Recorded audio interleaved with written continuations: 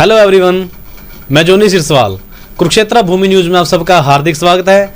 आज हमारी टीम पहुंची है डिस्ट्रिक्ट रोहतक के गांव मदीना में, जहां के भावी सरपंच रेनू काला जी हैं। तो आइए आज हम इनसे जानकारी लेंगे कि ये जनता के बीच में क्या क्या सौगात लेकर के आए हैं। तो सबसे पहले मैडम नमस्कार। नमस्कार जी। हमारे चैनल कुरुक्षेत्र भूमि न्यूज में आपका हार्दिक स्वागत है जी। Thank you sir. मैडम, हम जानना चाहते हैं कि आपकी सबसे पहले आपका राजनीति में आने का मेन उद्देश्य बताइए क्या था। राजनीति में मैंने आना इसलिए मैंने सोचा राजनीति में आने के बारे में, क्योंकि जब तक आप किसी भी चीज़ को सुधार के लिए, मुझे लगता है कि कहीं ना कहीं आपको पहल करनी पड़ेगी।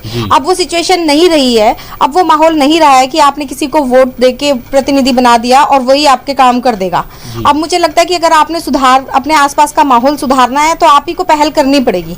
ये एक सबसे बड़ा मेरा एक उद्देश्य रहा कि मुझे लगता रहा कि भाई मैं अगर राजनीति में जाऊंगी तो ये जो मेरे आसपास के, मेरे गाँव के, मेरे आसपास में होने वाली गलत चीज़ों को मैं रोक पाऊंगी, और आने वाले समय में कुछ भी अगर सुविधाएं, मुझे लगता है कि जो जरूरत की चीज़ें हैं उनको अगर लागू करना है तो वो मैं अपने हाथों से करना चाहती हूँ।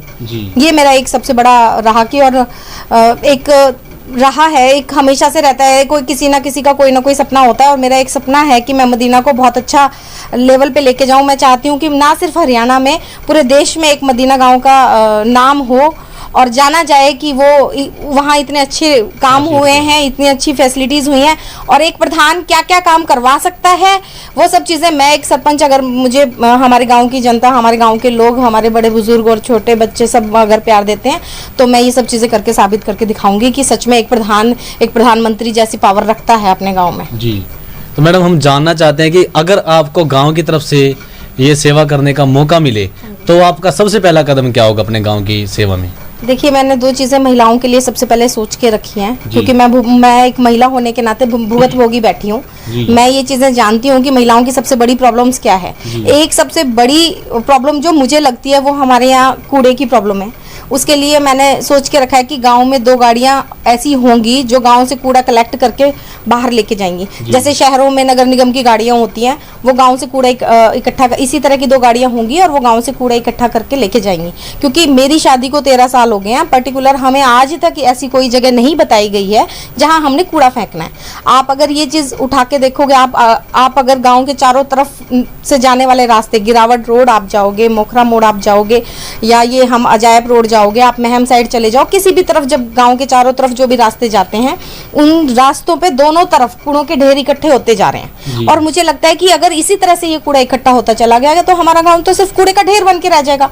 और एक सबसे बड़ी चीज कि वो कूड़ा पलट के हमारे ही घर आता है, या तो वो आंधी में, तूफान में, आंधी जैसे आती है तो घर में कूड़ा उड़ के आता है, या फिर वो बीमारियां बन के हमारे बच्चों में या हम में बीमारियां बन के वो घर में ही घुसता है। तो सबसे बड़ा एक महिलाओं के लिए मैंने ये चीज सोची है। और दूसरी बात ये भी है कि उसमें एक टाइम भी बहुत बड़ा जाता है। आधा घंटा कम से कम, माफी चाहूंगी, आधा घंटा कम से कम ये होता है कि आधा घंटा आपको लग जाता है वो कूड़ा को फेंकने में, या और फेंका भी तभी जाएगा ना जब आपको पर्टिकुलर कोई जगह पता होगी। जी।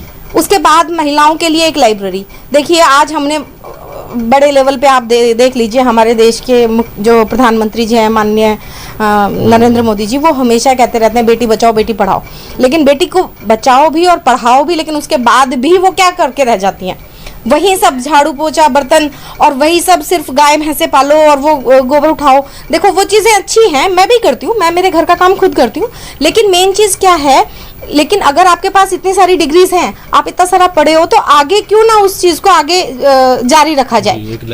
एक लेवल ऐसा हो कि आप अपने दिन के 2 घंटे 4 घंटे जो लेडीज़ फ्री होती हैं उसके लिए एक ऐसा हो कि भाई वो अपना आगे पढ़ाई जारी रख पाए। उसके लिए हमने सोच के रखा है कि एक लाइब्रेरी बनाई जाएगी। वो लाइब्रेरी बॉयज़ के लिए अलग होगी, लेडीज़ के लिए अलग होगी, और उसमें लाइब्रेरी में वाईफाई कनेक्शन फ्री होगा, वाईफाई पंचायत फ्री देगी।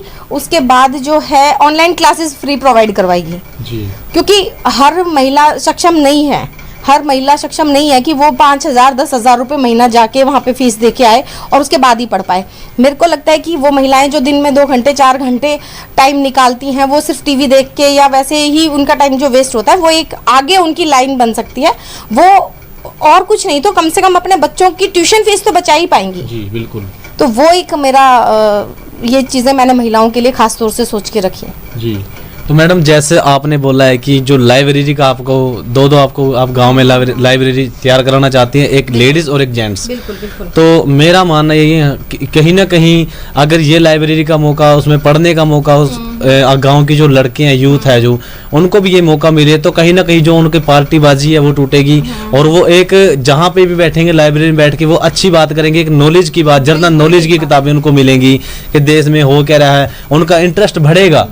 इंटरेस्ट बढ़ेगा तो कहीं ना कहीं जो है नशा भी उनका नशे से भी उनका ध्यान हटेगा। तो इसके बारे में आपका क्या विचार है?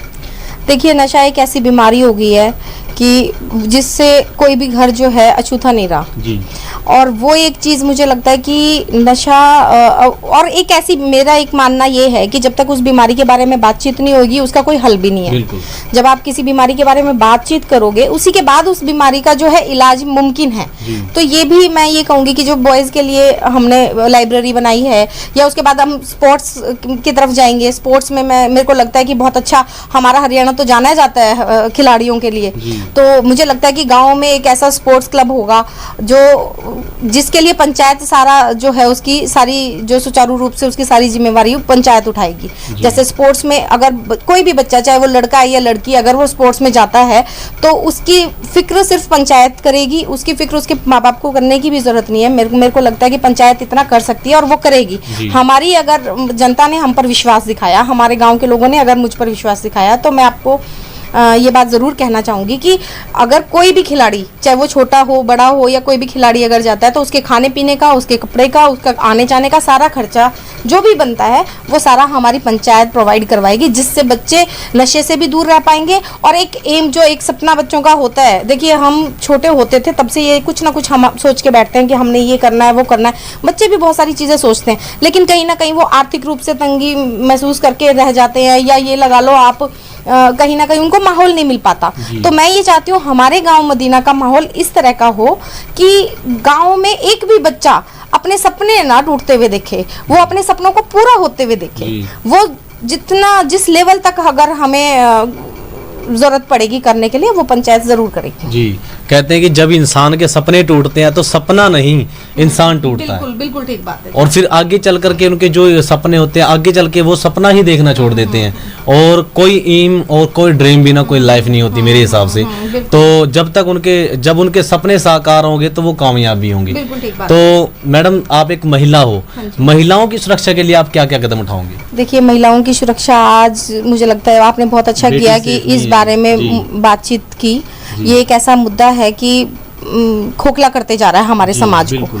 महिलाओं की सुरक्षा के लिए मुझे लगता है कि गांव में हर चौराहे पे सीसीटीवी कैमरा होगा, लाइटिंग की प्रॉपर व्यवस्था होगी। आप ये देखो, शाम पड़े के बाद क्या हो गया कि कुछ एक घरों के बीच जो मेन चौराहा पड़ता है, या ये लगा लो पूरी गली में एक ही लाइट है।